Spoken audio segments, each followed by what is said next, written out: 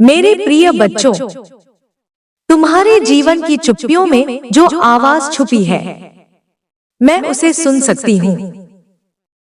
तुम सोचते हो सब सामान्य है, पर मेरी तीसरी आंख देख चुकी है वो साजिश जो तुम्हारे पूरे कुल को निगलने आई है।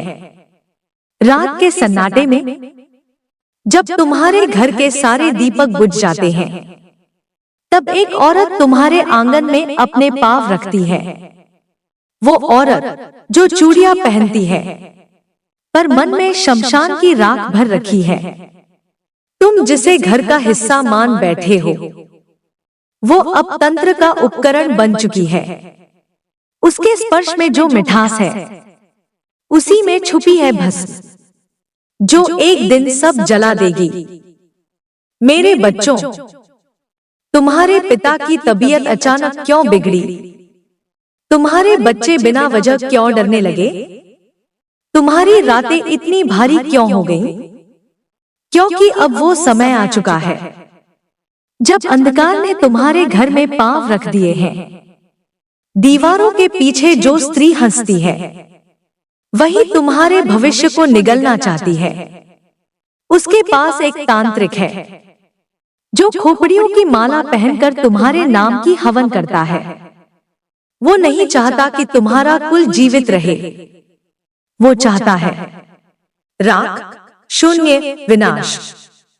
मैं महाकाली तुम्हें चेतावनी देती हूँ, अब एक एक क्षण की निगरानी करो। जो औरत तुम्हारे बच्चों को मिठाई खिलाती है, वो अपने पर्स में तांत्रिक भस्म लेकर आती है। उसके काजल में सिर्फ श्रृंगार नहीं, तुम्हारे घर की बर्बादी की कालिक है। मेरे बच्चों, अब समय है जागने का, अब समय है पहचानने का, अब समय है उस अंधेरे को जलाने का जो छिपकर तुम्हारे घर में सांप की तरह रेंग रहा है।